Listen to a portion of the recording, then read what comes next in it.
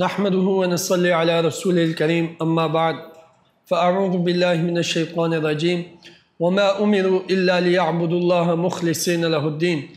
وعن أمير المؤمنين أبي حفص عمر بن الخطاب بن نفيل بن عبد العزى بن رياح بن عبد الله بن قرة بن رزاح بن عدي بن كعب بن لؤي بن غالب القرشي العدوي رضي الله تعالى عنه قال: سمعت رسول الله صلى الله عليه وسلم: إنما الأعمال بالنيات وإنما لكل امرئ ما نوى فمن كانت هجرته إلى الله ورسوله فهجرته إلى الله ورسوله ومن كانت هجرته إلى الدنيا يصيبها إلى ما هاجر إليه أو كما قال عليه الصلاة والسلام. صدق الله العظيم وصدق رسوله النبي الكريم. آج ہم احادیث رسول اللہ صلی اللہ علیہ وسلم کی روشنی میں جس ٹاپک پر گفتگو کر رہے ہیں وہ ہے اخلاص اور نیت. یہ اخلاص نیت کے ساتھ جڑا ہوا ہے اور نیت اخلاص کے ساتھ جڑی ہوئی ہے.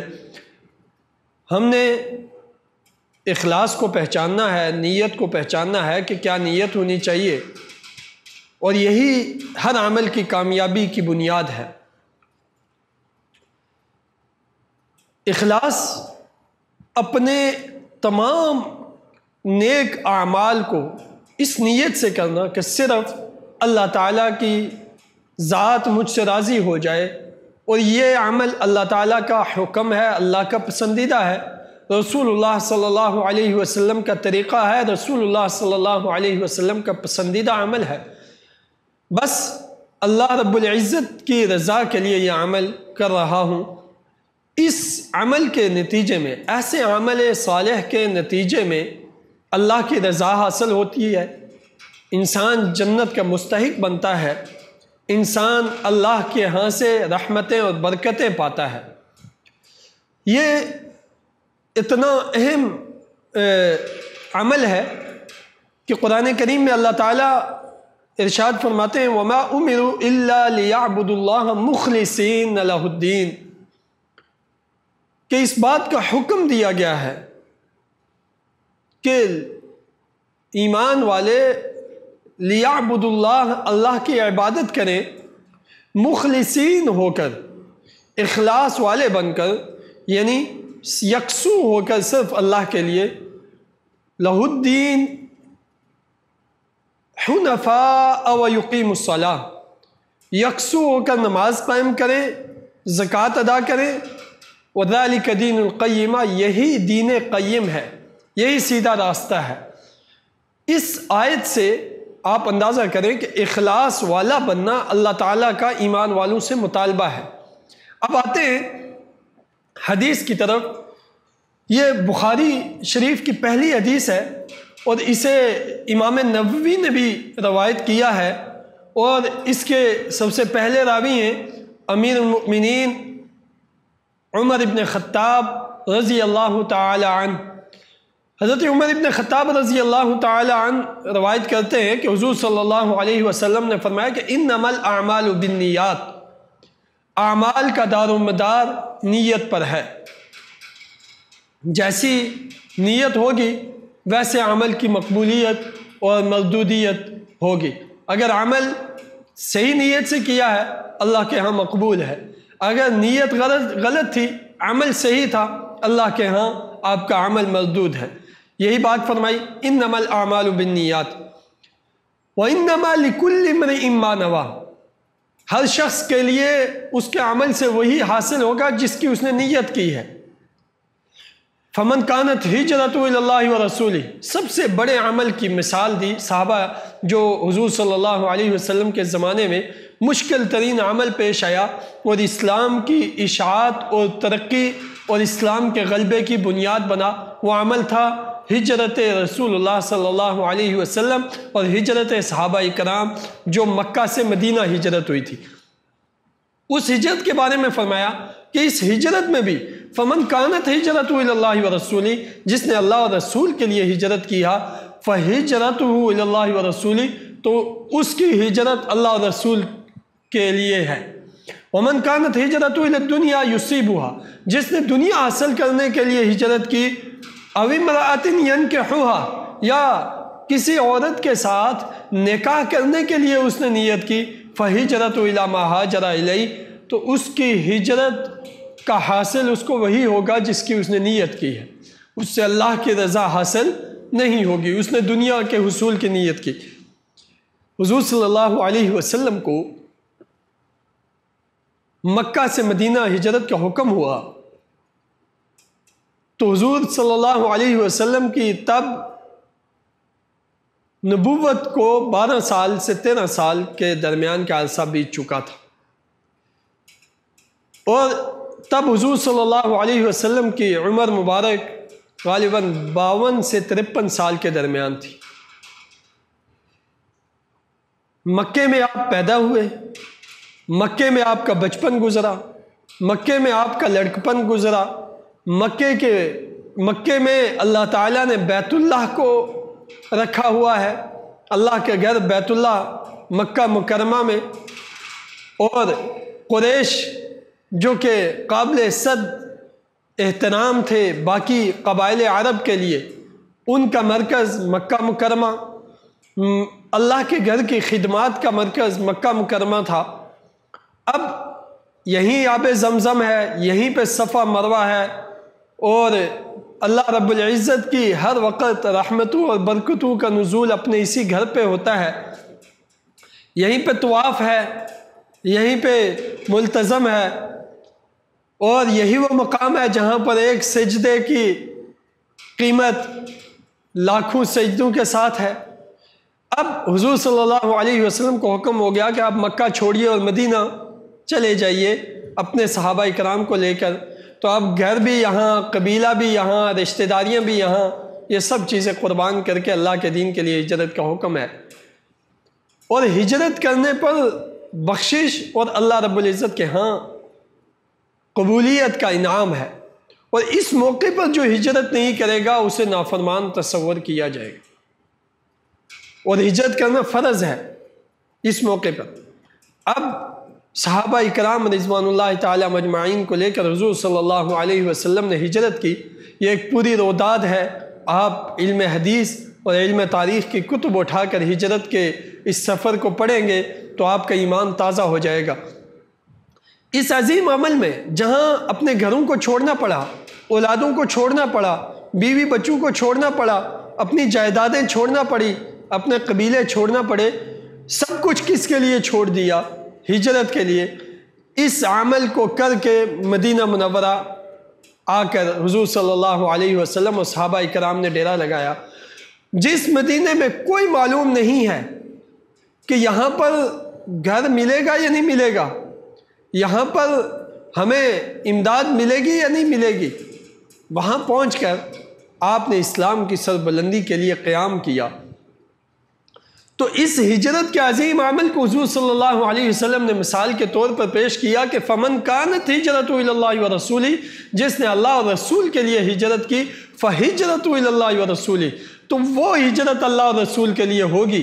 اور اگر اس میں کسی دنیا کے حصول کی نیت تھی یا کسی عورت سے نکاح کرنے کی نیت تھی اور اس کے لیے مکہ سے مدینہ اتنا پرکٹھن سفر کیا، رشتہ دار چھوڑے، اقربا چھوڑے، قربانی کی، اس کے باوجود نیت چونکہ دنیا تھی، نیت چونکہ عورت سے نکاح تھا، تو فرمایا اس کو دنیا ہی ملے گی، اس کو اللہ اور رسول نہیں ملیں گے۔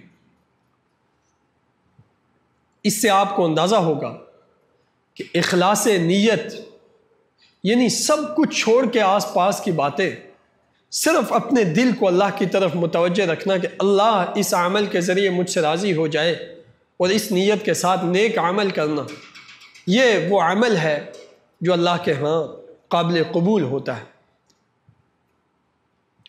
ایک اور حدیث ہے جو ام المؤمنین سیدہ عائشہ صدیقہ رضی اللہ تعالی عنہ روایت فرماتی ہیں کہ رسول اللہ صلی اللہ علیہ وسلم نے فرمایا کہ یغزو جیش الکعبۃ فاذا كانوا ببیداء من الارض یخسف باولہم وآخرہم، کہ ایک کعبے کا لشکر جو بیدا کے مقام پر زمین میں دھس گیا، اس کے بارے میں حضور صلی اللہ علیہ وسلم نے فرمایا، آپ سے پوچھا گیا کہ یا رسول اللہ کیف یخسف باولہم وآخرہم وفیہم اسواقہم، کہ کیسے اس پورے لشکر کو زمین بوس کر دیا گیا، حالانکہ ان میں تو بہت ساری سواریاں تھے اور کچھ لوگ جو لشکر کے علاوہ خادم ہوتے ہیں وہ لوگ تھے۔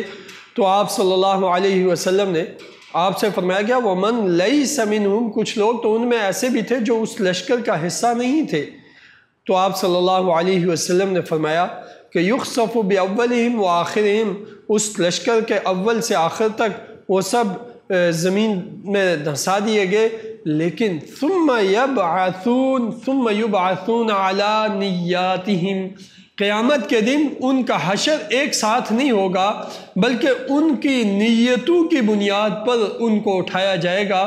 جو لوگ نیک نیت تھے ان کے ساتھ نیکوں والا حشر ہوگا، اور جو لوگ بد نیت تھے ان کے ساتھ جہنمیوں والا حشر ہوگا۔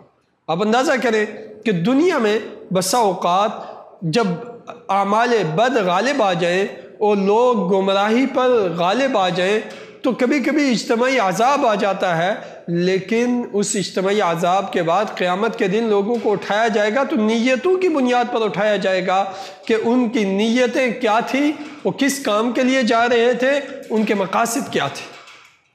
اس لیے اس حدیث سے بھی آپ اپنی نیت کے بارے میں کہ ہم جتنے نیک اعمال کرتے ہیں ان نیک اعمال کی قبولیت کا دارومدار ہماری نیتوں پر ہے۔ نیت کا اجر ضرور ملے گا، نیت کا اجر ضرور ملے گا۔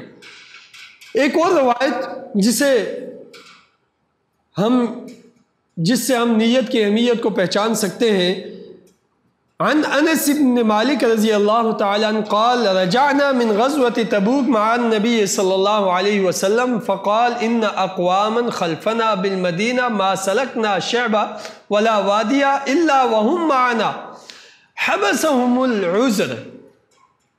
حضرت انس بن مالک فرماتے ہیں کہ غزوہ تبوک سے ہم لوگ واپس آئے تو حضور صلی اللہ علیہ وسلم نے ہم سے فرمایا کہ کچھ لوگ ایسے بھی ہیں کہ جن لوگوں نے ہمارے ساتھ جہاد میں شرکت عملی طور پر نہیں کی اور انہوں نے یہ پرکٹھن راستے نہیں کاٹے، مگر وہ ہمارے ساتھ ہوں گے قیامت کے دن، وہ ہمارے ساتھ ہوں گے، اس لیے کہ ان کو عذر نے روکا، ان کی نیت نے نہیں روکا۔ ان کے گھروں میں بیماریاں تھیں اور بیماریوں کی وجہ سے وہ اللہ کے راستے میں جہاد کا پورا جذبہ رکھتے تھے اور نکلنا چاہتے تھے، لیکن بیماری کے عذر نے ان کو نکلنے نہیں دیا، لیکن اس بنیاد پر کہ عذر پیش آیا ان کی نیت سے ہی تھی، اس نیت کے بدلے میں وہ ہمارے ساتھ ہوں گے۔ اندازہ کریں کہ غزوہ تبوک جیسے پرکٹھن سفر اور اس سفر کی مشکلات کو جھیلنے والے صحابہ اکرام، گرمی کی وہ شدت، مدینہ میں اپنے باغات کے سنبھالنے کے وقت کی وہ قربانی، جس آمدنی پر پورا سال گزارتے ہیں اس آمدنی کو جمع کرنے کے بجائے جہاد کو ترجیح دے کر جو سفر صحابہ اکرام نے کیا، اس کے مقابل کچھ لوگ جو اپنے عذر کی وجہ سے، یعنی ان کے گھروں میں ایسے بیماریاں تھیں کہ جنہیں سنبھالنے والا ان بیماروں کو کوئی نہیں تھا، یا وہ خود ایسے بیمار و معذور تھے عمر کے لحاظ سے کہ وہ خود سفر کر نہیں سکتے تھے، تو ان کے مقام کو نیت کی وجہ سے یہ مقام مل گیا کہ وہ سفر والوں کے برابر ہو گئے اور حضور صلی اللہ علیہ وسلم کی معیت کے برابر انہیں اجر مل گیا۔ تو نیت کی کتنی بڑی تاثیر ہے کہ مومن کی نیت اس کے عمل کے برابر ہے کہ اس کا عمل اس سے نہیں بھی ہو سکا، نیت کے اجر اسے مل گیا۔ ایک اور بڑی دلچسپ حدیث ہے، ہم اس حدیث کو یہاں پر سنتے ہیں۔ دیکھیے، کان ابی یزید اخرج دنانیر یتصدق بها فوضعها عند رجل في المسجد فجئت فاخذتها فاتيته بها۔ یہ پوتے اپنے دادا کا اپنے جو ہے دادا کا عمل نقل کرتے ہیں کہ ابو یزید جو کہ معن ابن یزید کے دادا تھے، انہوں نے کچھ دنانیر، کچھ مال، پیسے صدقہ کرنے کا ارادہ کیا، تو وہ مسجد میں آئے اور ایک آدمی بیٹھا تھا اس کے قریب رکھ دیے، معن نے ایسا کیا، پوتے نے ایسا کیا کہ وہ دنانیر اٹھا لیے، وہ اٹھا لیے تو ابو یزید کو پتہ چل گیا کہ پوتے نے وہ دنانیر اٹھا لیے۔ اب پوتے سے پوچھا بھائی میں نے تو تمہیں دیے نہیں تھے، میں نے تمہارے لیے وہاں رکھے ہی نہیں تھے، تم نے کیوں اٹھائے وہاں سے؟ یہ کیس لے کے دادا اور پوتا حضور صلی اللہ علیہ وسلم کی خدمت میں حاضر ہو گئے۔ حضور صلی اللہ علیہ وسلم سے واقعہ بیان کیا تو حضور صلی اللہ علیہ وسلم نے فرمایا حضرت ابو یزید سے کہ جو نیت آپ نے کی تھی وہ آپ کو مل گئی، جو نیت آپ نے کی تھی وہ آپ کو مل گئی۔ اور معن سے کہا کہ جو تو نے لے لیا وہ تو نے لے لیا۔ یہاں آپ اندازہ کریں کہ ایک شخص نے جو صدقہ کیا، وہ صدقہ جس جگہ کرنا تھا، جو مصرف انہوں نے سوچا ہوا تھا، جس کو مستحق انہوں نے سوچا ہوا تھا، اس کو نہیں پہنچا، اس کو نہیں پہنچا۔ لیکن وہ پہنچا بھی کدھر کہ پوتے نے اٹھایا اور لے لیا۔ تو باوجود کہ وہ صدقہ اس جگہ پر مستحق کو نہیں پہنچا، لیکن ان کی نیت صحیح تھی۔ حضور صلی اللہ علیہ وسلم نے فرمایا آپ کی نیت کی بنیاد پہ آپ کو اجر مل گیا، تو آپ مطمئن ہو جائیں۔ اور چونکہ یہ صدقہ نافلہ تھا، فرض واجب صدقہ تھا نہیں، تو اس لیے جو ایسے صدقات کبھی اگر ایسے مقام پہ لگ جائیں تو وہ ان میں قبولیت ہو جاتی ہے۔ تو اس لیے حضور صلی اللہ علیہ وسلم نے ان کو خوشخبری سنا دی کہ تمہاری نیت ٹھیک تھی، تمہارا عمل قبول ہو گیا۔ تو نیت کا کتنا اثر ہے اور اخلاص کا کتنا اثر ہے، آپ اس سے اندازہ لگا سکتے ہیں۔ اللہ اکبر۔ ایک صحابی حضور صلی اللہ علیہ وسلم کی خدمت میں حاضر ہوتے ہیں اور فرماتے ہیں کہ یا رسول اللہ، قیامت کب آئے گی؟ قیامت کب آئے گی؟ اللہ کے نبی صلی اللہ علیہ وسلم پوچھتے ہیں کہ بتاؤ قیامت کے لیے کیا تیاری کر کے رکھی ہوئی ہے؟ اب وہ صحابی غور کرتے ہیں کہ کوئی بہت بڑی تیاری تو میرے پاس ہے نہیں۔ ویسے تو صحابہ اکرام کی تیاریاں میرے آپ کے مقابلے میں بہت زیادہ تھی، مگر وہ بہت زیادہ کے بعد بھی سمجھتے تھے کچھ نہیں ہے، اور ہم بہت تھوڑی سی تیاری کر کے نا تو سمجھتے ہیں بہت کچھ کر لیا ہم نے۔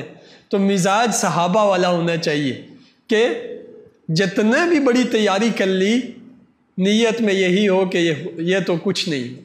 دین کے معاملے میں جتنی ترقی کر جائے، اپنے اوپر یہی گمان ہو کہ ابھی بہت محنت کرنا باقی ہے، اور دنیا کے معاملے میں اگر ضروریات پوری ہو جائیں تو اکتفا کر لینا چاہیے۔ یہ نہ ہو کہ دنیا کے لیے تو تھکے ہی نہ آدمی تیاری میں، اور آخرت کی تھوڑی سی تیاری کو بڑی چیز سمجھے۔ تو وہ صحابی رسول اللہ صلی اللہ علیہ وسلم سے پوچھنے لگے کہ قیامت کب آئے گی؟ تو آپ نے فرمایا قیامت کے لیے کیا تیار کر کے رکھا ہے؟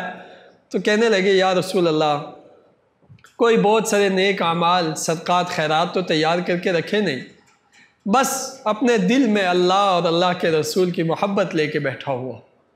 تو حضور نے فرمایا المرء مع من احب، بندہ قیامت کے دن اسی کے ساتھ ہوگا جن سے وہ محبت کرتا ہے۔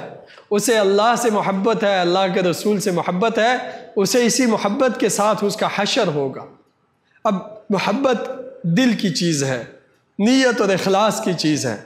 اس محبت کی بنا پر اللہ کے ہاں اس بندے کی کامیابی کا انحصار ہے۔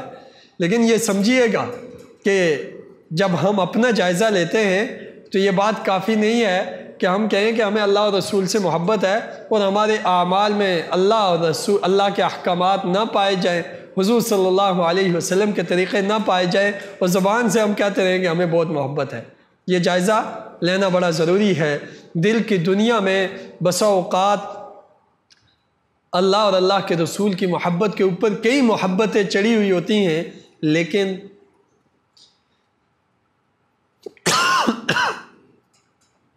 دل کی دنیا پر اللہ اور رسول کے مقابلے میں کئی محبتیں پروان چڑھی ہوئی ہوتی ہیں، اور دنیا کی وجہ سے اللہ اور رسول کی محبت کو پیچھے دھکیلے رہے ہوتے ہیں۔ نماز کا ٹائم ہے لیکن دکاندار پر دکان طاری ہے، اس کی محبت طاری ہے۔ اب اللہ کی محبت مسجد میں کھینچ کے نہیں لا رہی، فیشن غالب ہے، سنت مغلوب ہے. جسم پہ، گھر میں، شادی اور بیاہ میں ہر فیشن اپلائی ہوتا ہے، سنت پہ کوئی توجہ نہیں. تو یہ رسول سے محبت کا صحیح معنی نہیں ہے. تو محبت پیدا کرنا، تو حضور صلی اللہ علیہ وسلم نے فرمایا کہ المرء مع من احب، بندہ اسی کے ساتھ ہوگا جس سے وہ محبت کرتا ہے. یہ اخلاص نیت کا نتیجہ ہے. ایک مشہور حدیث جسے حضرت ابو ہریرہ رضی اللہ تعالی عنہ، جن کا اصل نام عبد الرحمن ابن صخرہ رضی اللہ تعالی عنہ، عبد الرحمن ابن صخر یہ روایت کرتے ہیں کہ رسول اللہ صلی اللہ علیہ وسلم نے فرمایا ان اللہ لا ينظر الى اجسامکم، اللہ تمہارے جسموں کی طرف نہیں دیکھتے، ولا الى صورکم، اللہ تمہاری شکلوں کی طرف بھی نہیں دیکھتے. تم کتنے موٹے تگڑے تازے ہو، اللہ کو اس سے کوئی غرض نہیں. تم کتنے خوبصورت اور حسین اور جمیل ہو، اللہ کو اس سے کوئی غرض نہیں. وَلَكِنْ يَنْظُرْ إِلَىٰ قُلُوبِكُمْ وَأَعْمَالِكُمْ، اللہ تمہارے قلوب کو دیکھتے ہیں اور پھر تمہارے اعمال کو دیکھتے ہیں. تمہارے دل اللہ کے لیے کیسے ہیں، اللہ آپ کے دلوں میں اپنی محبت کو دیکھتا ہے. ان دلوں میں کس کی محبت ہے، ان دلوں میں کس کو دکھاوا ہے، ان دلوں میں کس کی رضا مقصود ہے. اللہ تمہارے دلوں کو دیکھتا ہے اور پھر تمہارے اعمال کو دیکھتا ہے. یہی وہ آیت جو قربانی کے موقع پہ آپ اکثر محراب و منبر سے سنتے ہیں، لَن يَنَالَ اللَّهَ لُحُومُهَا، اللہ کو قربانی کے گوشت کی ضرورت نہیں، وَلَا دِمَاؤُهَا، قربانی کے خون کی کوئی ضرورت نہیں، وَلَكِنْ يَنَالُهُ التَّقْوَى مِنْكُمْ، اللہ کو بندے کے تقوی کی طرف توجہ ہے کہ اس میں بندے کی نیت کیا ہے، اس کے دل میں اللہ کو راضی کرنا کتنا مقصود ہے، اس نے دل میں اللہ کے رضا کو کتنی اہمیت دے کے رکھی، اللہ اس کو دیکھتا ہے. تو یہ حدیث اسی کی تشریح سمجھیے کہ ان اللہ لا ينظر الى اجسامکم ولا الى صورکم ولكن ينظر الى قلوبکم واعمالکم. ایک صحابی حضور صلی اللہ علیہ وسلم سے پوچھتے ہیں جسے ابو موسیٰ اشعری، جن کا نام عبداللہ ابن قیس الاشعری ہے. ابو موسیٰ اشعری رضی اللہ تعالیٰ عنہ فرماتے ہیں حضور صلی اللہ علیہ وسلم سے سوال کیا گیا ایک آدمی کے بارے میں، یقاتل شجاعتہ ویقاتل حمیتا ویقاتل ریاء، جو جہاد کر رہا تھا 3 وجہ سے، اپنی دلیری کی وجہ سے، اپنی شجاعت دکھانے کے لیے، اپنی دلیری دکھانے کے لیے، اور پھر اپنی حمیت دکھانے کے لیے، اور پھر اپنی لوگوں کو دکھاوا کرنے کے لیے. شجاعت، حمیت اور ریاکاری کے لیے اللہ کے راستے میں لڑ رہا تھا. تو پوچھا گیا کہ یا رسول اللہ، وہ لڑ رہا تھا تو پوچھا گیا یا رسول اللہ، اللہ کے راستے میں اس میں سے کون سی وجہ ہے؟ کیا شجاعت، دلیری یہ اللہ کے راستے میں لڑنے کے لیے لڑنا شمار ہوگا، یا اس میں جو حمیت ہے وہ اللہ کے راستے میں لڑنا شمار ہوگا، یا اس میں جو ریاکاری ہے وہ اللہ کے راستے میں لڑنا شمار ہوگا؟ تو آپ صلی اللہ علیہ وسلم نے تینوں چیزوں کو چھوڑ کے فرمایا من قاتل لتکون کلمۃ اللہ ہی العلیٰ فہو فی سبیل اللہ، کہ اللہ کے راستے میں صرف لڑنا وہ ہے جس کی نیت یہ ہو کہ کلمۃ اللہ، اللہ کا کلمہ بلند ہو جائے، بس اس کے لیے جو قتال کر رہا ہے وہ اللہ کے لیے قتال کر رہا ہے. شجاعت سے، دلیری اور حمیت دنیاوی کے لیے اور دنیا کی ریاکاری کے لیے جو لڑے وہ اللہ کے راستے میں جہاد نہیں کر رہا. حالانکہ جان تو وہ بھی دے رہا ہے، مال تو وہ بھی لگا رہا ہے، دشمن کو تو وہ بھی قتل کر رہا ہے، لیکن اس کی نیت دنیاوی ہے. اس لیے اب اس کا وہ لڑنا رائے گاں جائے گا، اس کا جان دینا رائے گاں جائے گا، اس کا مال دینا رائے گاں جائے گا. صرف وہ اللہ کے راستے میں لڑنا قابل قبول ہوگا جس میں نیت اخلاص تھی، اللہ کی رضا تھی، اللہ رب العزت کی طرف توجہ. اچھا، نیت کا کتنا اثر ہے؟ ایک اور حدیث دیکھیے. حضور صلی اللہ علیہ وسلم نے فرمایا، حدیث سے کئی طرح کے سبق ملتے ہیں، یہاں ہم صرف نیت کا سبق نکالیں گے، ورنہ آپ کو حدیث سن کے اور بھی اسباق ملیں گے، آپ غور کریں گے. تو ابی بکرہ نفیع ابن حارث الثقفی رضی اللہ تعالی عنہ، ابی بکرہ یہ مشہور محدث صحابی ہیں، ان سے بہت ساری روایات ہیں۔ وہ فرماتے ہیں کہ اذا التقى المسلمان بسیفہما، جب دو مسلمان اپنی تلواریں ٹکراتے ہیں، فالقاتل والمقتول فی النار، تو قتل کرنے والا بھی جہنم میں جائے گا، اور جس کو قتل کر دیا گیا جو مقتول ہے وہ بھی جہنم میں جائے گا۔ حضور سے پوچھا گیا یا رسول اللہ، ابو بکرہ نے خود ہی پوچھا کہ یا رسول اللہ ھذا القاتل فما بال المقتول، قاتل کی بات تو سمجھ میں آتی ہے کہ وہ جہنم میں جائے گا، مقتول کس لیے جہنم میں جائے گا؟ اس بیچارے کی تو دنیا میں بھی گردن اڑا دی گئی، اسے قتل کر دیا گیا، اور آخرت میں بھی عذاب ہوگا۔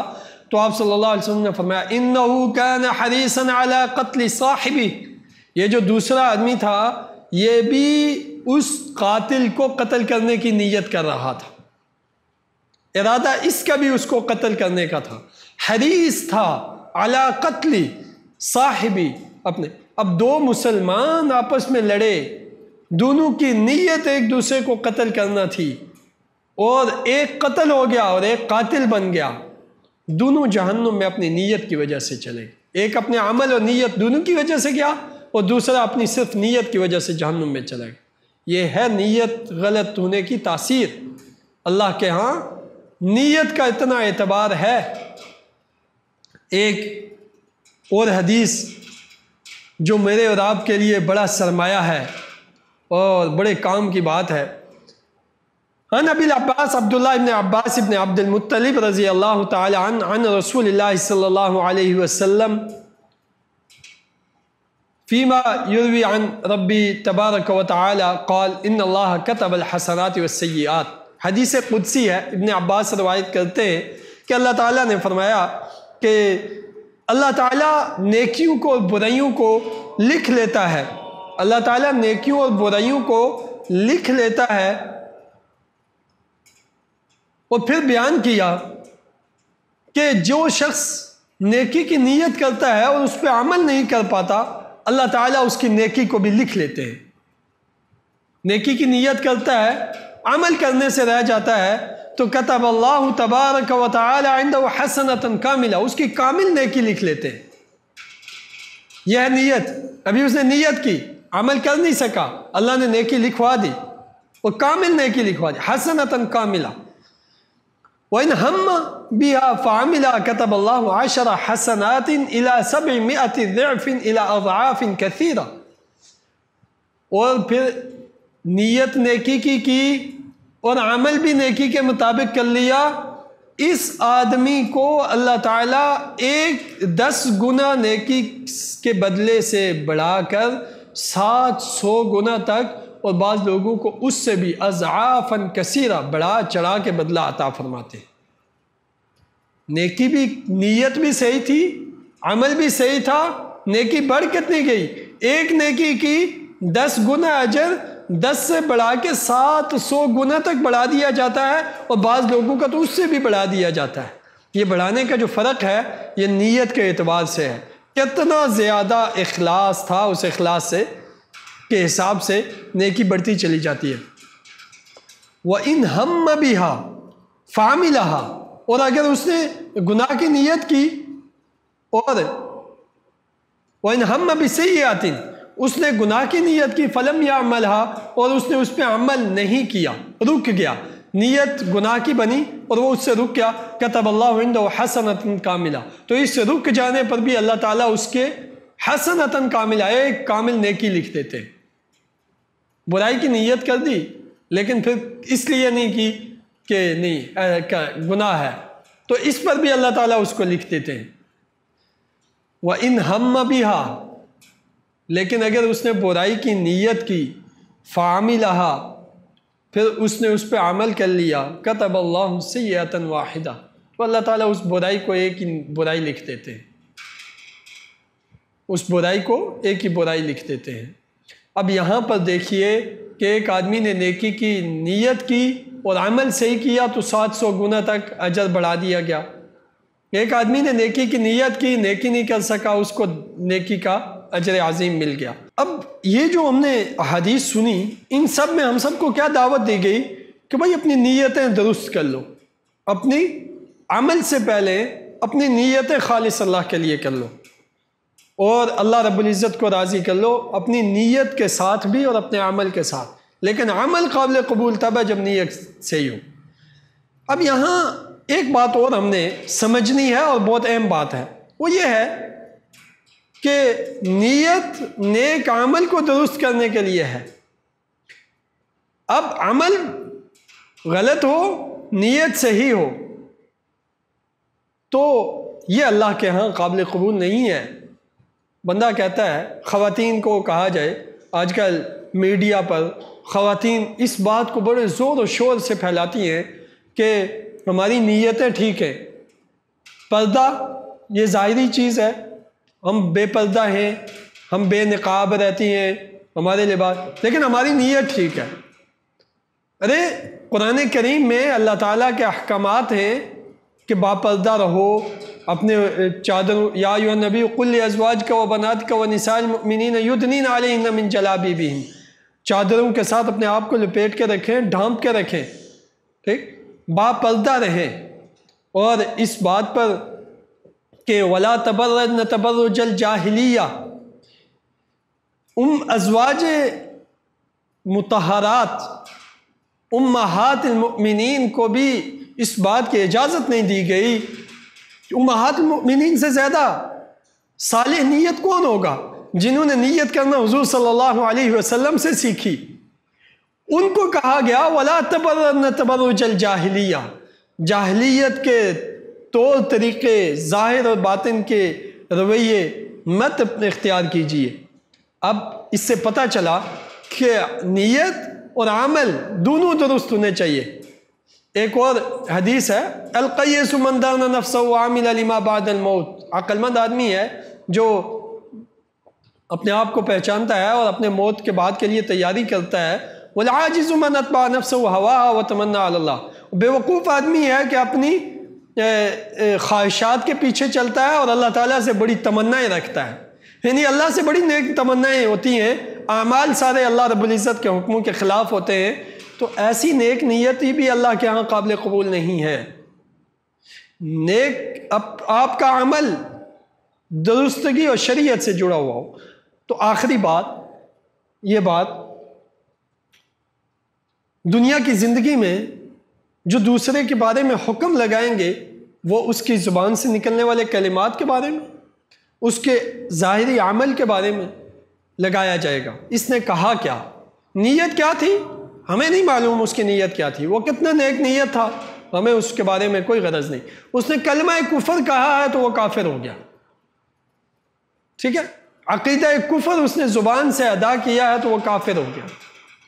اب دل میں کیا تھا اس کے بارے میں نہیں معلوم، جسم سے اعمال کیا کیے، کلمہ عمل شرک کیا اس نے تو وہ گناہگار ہو گیا، مشرکانہ عمل کا مرتکب ہو گیا۔ اب عمل صحیح کرے گا تو اس کے بارے میں ہم یہ کہیں گے کہ اس کا عمل صالح ہے۔ تو نیت اللہ جانتا ہے، اعمال کے اوپر دنیاوی فیصلے ہوں گے۔ اسلام میں بھی عدالت کے اندر جب قاضی کے سامنے فیصلہ، جب کیس جائے گا تو قاضی ظاہری دلائل کی بنیاد پر فیصلہ کرے گا، وہ دل کی باتوں پہ فیصلہ نہیں کرے گا۔ لیکن اللہ کی عدالت میں دل کے بنیاد پر فیصلہ کیا جائے گا۔ ایک آدمی نے قتل کر لیا، کہتا میری نیت بڑی صحیح تھی، ٹھیک ہے، وہ مسلمان کو قتل کیا، ٹھیک ہے، وہ کہتا ہے میری نیت اس کو قتل کرنے کے حوالے سے نہیں تھی، تو کیا اسے قتل کی سزا نہیں دی جائے گی؟ قتل کی سزا ہوگی اسے۔ شریعت میں جن وجوہات سے کسی کو قتل کا حکم دیا گیا، ان وجوہات کے بنا کسی کو قتل کرنا جائز نہیں ہے، جتنی اچھی نیت کیوں نہیں۔ جس معاشرت کا ہمیں اسلام نے حکم دیا، اس معاشرت کو ترک کرنے کی اجازت نہیں ہے، چاہے نیت کتنی اچھی ہو۔ لیکن جو نیک اعمال ہیں ان کی قبولیت کے لیے نیت صالح ہونا شرط ہے۔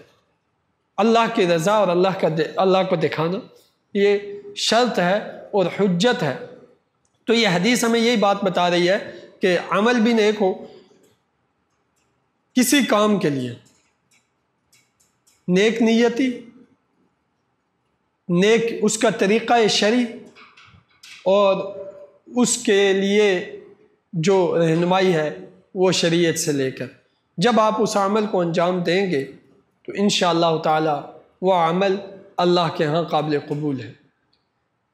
نیت اللہ کی رضا کی، طریقہ شریعت کے بتائے ہوئے عمل کا، اور اس کے مطابق جب آپ عمل کریں گے تو اللہ کے ہاں وہ عمل قابل قبول ہے۔ پھر انشاءاللہ تعالی وہ عمل رائگاں نہیں جائے گا، اس کی برکات رائگاں نہیں جائیں گی، اور اس کے جو اللہ تعالیٰ نے ہم سے وعدہ کیا وہ وعدہ رائگاں نہیں جائے گا۔